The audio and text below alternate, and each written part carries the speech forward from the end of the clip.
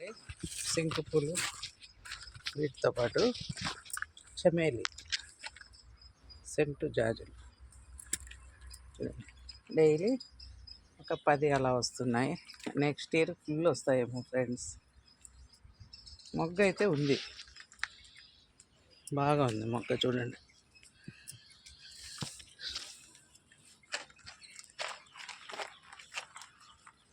ఇవైతే శంకు పూలు చాలా బాగా వస్తున్నాయి. రోజు పైన బ్లూ కూడా చాలానే వచ్చినాయి చూడండి.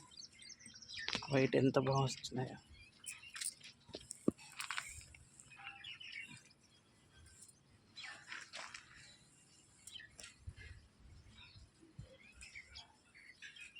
వావ్ చూడండి.